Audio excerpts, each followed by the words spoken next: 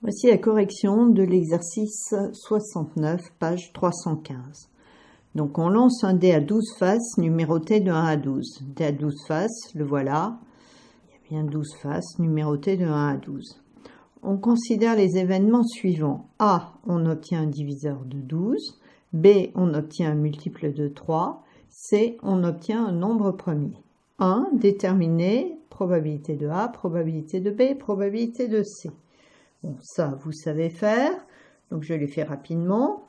On compte les diviseurs de 12. Je vous rappelle que pour ne pas en oublier, eh bien, on commence par le nombre entier le plus petit qui puisse être un diviseur, c'est-à-dire 1.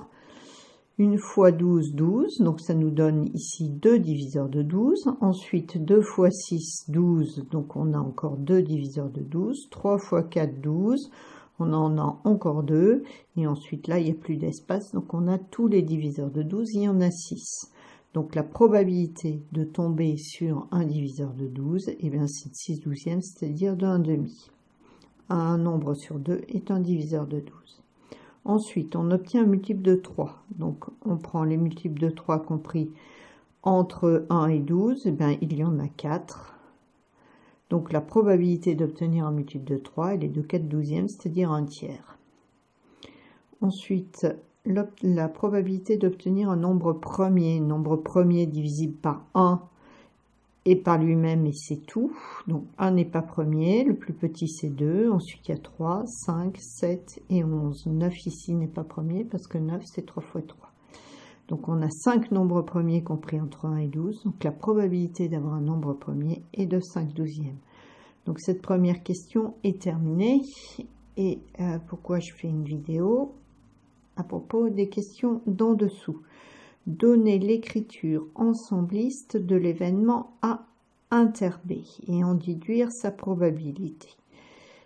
Alors, avant, on va donner l'écriture ensembliste de l'ensemble A. Alors, qu'est-ce que ça veut dire? Ça, c'est un petit peu chinois, mais ça veut simplement dire qu'on va écrire l'événement A comme étant l'ensemble des issues, c'est-à-dire 1, 2, 3, 4, 6 et 12. Là, voilà l'écriture ensembliste.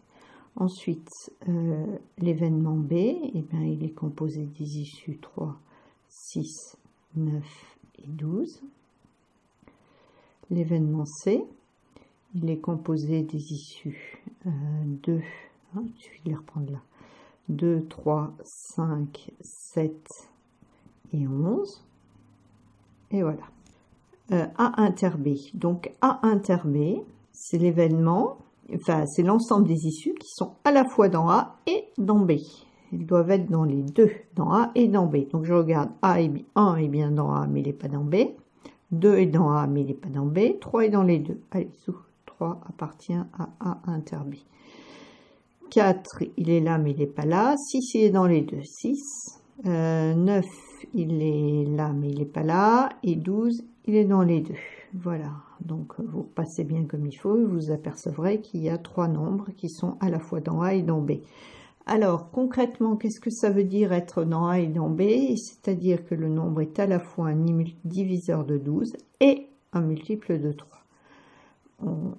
Les issues de A inter B sont les nombres qui sont à la fois, ça c'est important, un diviseur de 12 et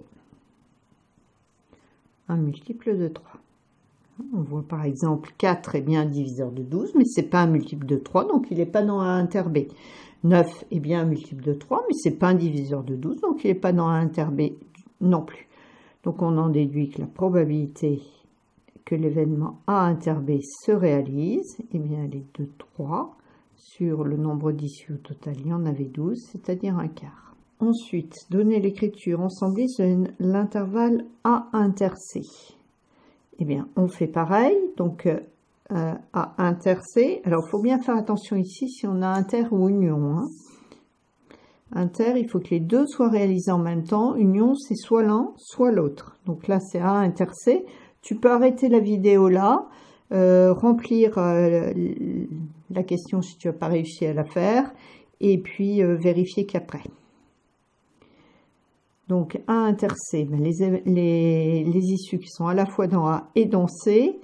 Donc 1 il est dans A, il n'est pas dans C. 2 il est dans les deux, donc ça va. 3 il est dans les deux, ça va. 4 il est là mais il n'est pas là. 5 il est là mais il n'est pas là. 6 il est là mais il n'est pas là. 7, ben, pof, bon. Donc c'est tout. Et voilà. Et donc on a que la probabilité de A inter C, eh bien c'est de 2/12e, c'est-à-dire 1/6e.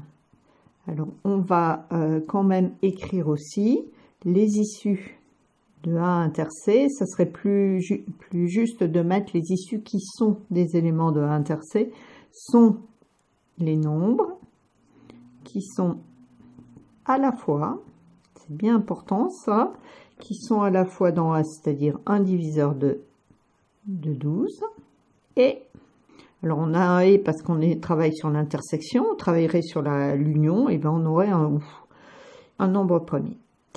4, et ben, question 4, allez, si tu veux pas réussir de premier, tu bloques la vidéo, tu fais la question 4, tu devrais y arriver. Donc B inter C, les issues qui sont à la fois dans B et dans C.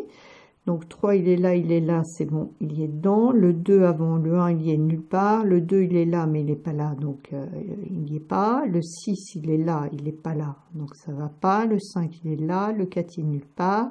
7 il est là, il n'est pas là. 9 il est là, il n'est pas là. Et 11 il est là, il n'est pas là. Donc voilà, ben, c'est le seul élément commun à B et C, le seul élément commun.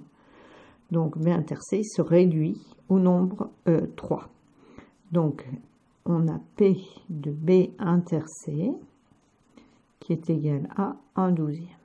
Et on va quand même écrire, comme pour les questions précédentes, les issues de B inter C, les éléments qui sont des issues, enfin les éléments de B inter C qui sont des issues de l'expérience aléatoire, sont les nombres qui sont à la fois, je suis vraiment bas, j'espère que vous pourrez lire, à la fois et ben B, c'est-à-dire un multiple de 3, et premier. Ah ben c'est normal, ça on aurait pu s'en douter avant qu'il n'y en avait qu'un. Les nombres premiers, ce sont que des multiples d'eux-mêmes, c'est tout. Donc si on veut être un multiple de 3 et premier, et ben il n'y a que 3. C'était normal. Voilà, l'exercice est terminé.